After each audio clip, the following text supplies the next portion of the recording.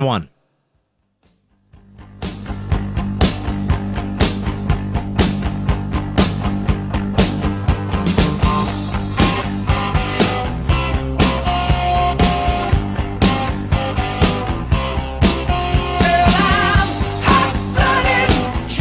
Listening to The Mark Cox Show. Follow the show on Facebook. Facebook.com/The Mark Cox Show. So I'd like to briefly describe, at least from this senator's standpoint, what we already know and what we're still investigating. To be clear, this investigation is not about relitigating the election.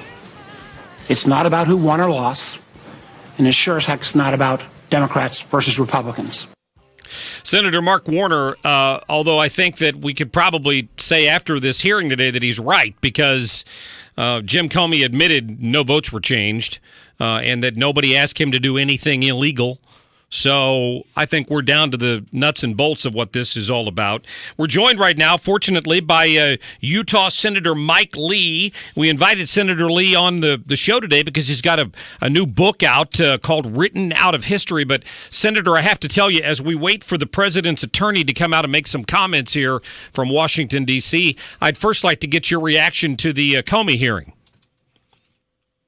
You know, I haven't seen much of it. I have been anticipating it greatly. I don't serve on the Intel Committee. I've been looking forward to reading it. From what I understand so far, there was hardly a glove laid on the president today. Nothing that was revealed today that indicates a smoking gun, as far as I'm aware. Yeah, I talked earlier with one of my co-hosts about this, that there was a lot of insinuation, but when the hard legal questions were asked, the answers were no, I don't think anybody tried to stop me from any investigation or anything like that. So I think you're right. It'll be interesting to see how the left is trying to spin this tonight, quite frankly. Yeah, and in that respect, I'm not terribly surprised. I sit on the Judiciary Committee. We had Jim Comey in front of our committee, the Judiciary Committee, about a month ago, just before he was relieved of duty at the FBI. He was fairly specific at the time and quite emphatic about pointing out that he had not received political pressure with regard to any investigation. And Senator, let me ask this real quick, and I'll move on to your book. For the first time today, Jim Comey testified that former Attorney General Loretta Lynch asked him to downplay the Clinton investigation. Is that a big deal? I mean, is that something that Congress would be interested in looking at further now that he's admitted that under oath? Perhaps it should be, and there may be some people who really wanted these hearings to take place who might later be regretting them as a result of that. That is no less significant than anything that anyone else has been talking about in all of this. I do think it's significant. It's at least as significant as the other things they've been discussing. Well, I tell you, on to the history of the book, which is Written Out of History, the forgotten founders who fought big government in this country. You know, it's interesting here in St. Louis, and I know in New Orleans and some other places around the country, there's an ongoing effort to erase history, to erase portions of U.S. history that they don't like, including the fact that a civil war was fought, and there were people that actually supported one side or the other during that event. In your book, you're looking at people who stuck to the founders' principles early on and oftentimes were ostracized for it, correct? Yes, exactly. In other words, the fact that they warned against big government, and in that respect were on the losing side, if you will, has caused some of them to be written out of history, some of them to be neglected or forgotten, or at least their arguments to be minimized. And so, yeah, it's important that we remember these people. It's important that we remember people who've left a significant mark on history, even if it doesn't match our particular narrative, because when we write them out of history, we're making it impossible for us to learn from the experiences of these people. We forget. We're talking to Utah Senator Mike Lee. Among the people you mentioned in your book, names that I know, if you think of Aaron Burr, I think a duel comes to mind in my head immediately. But he was also depicted in the musical Hamilton, and probably not depicted very well. What don't we know about him? What we don't know about him is that there's a whole lot more to him than just the fact that he was the guy who shot Alexander Hamilton. He was someone who defended the rights of the accused in his capacity as president of the Senate, as vice president of the United States under Thomas Jefferson's first term.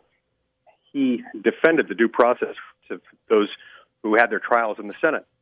In part because of that, he grew into disfavor with Thomas Jefferson. And during Jefferson's second term of office, Jefferson had been prosecuted for treason, a capital offense. This is a stunning reminder to us that even a great one like Thomas Jefferson can abuse power. We've got to be ever wary of that.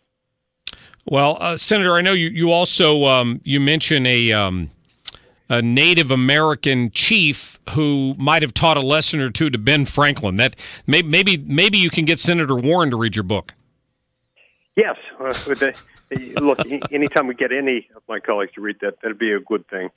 But you're referring to Canasatego. Canasatego was an Iroquois chief who taught Benjamin Franklin about the principle of federalism, about the law of the Iroquois nations, the fact that they were able to agree to be one nation for limited purposes, and for each individual tribe to govern itself internally without external interference from the nation as a whole. This was a somewhat uniquely American idea, and it's an idea that worked its way from the Iroquois nation, from Canasatego to Benjamin Franklin, and then from Benjamin Franklin onto the other founding fathers. They incorporated it first into the Articles of Confederation, and then later, ultimately, into the Constitution.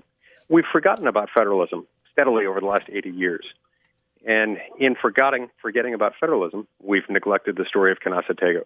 Very much so. Senator Mike Lee, we appreciate your leadership in this area, and Lord knows we need more people like you in Washington, D.C.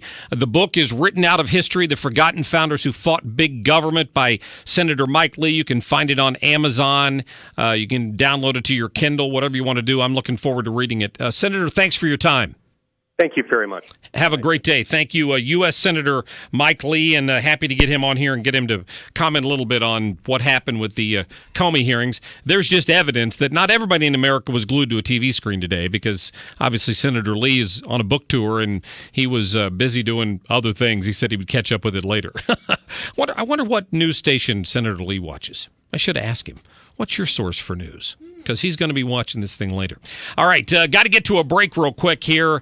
We'll get to more of your phone calls after the top of the hour, 314-969-9797. And coming up, we're awaiting a news conference from President Trump's attorney to respond to this hearing today, and we're going to get on the phone with Texas Attorney General Ken Paxton when we come back to get his take, from a legal perspective, on what did and didn't occur in that hearing. You're listening to The Mark Cox Show.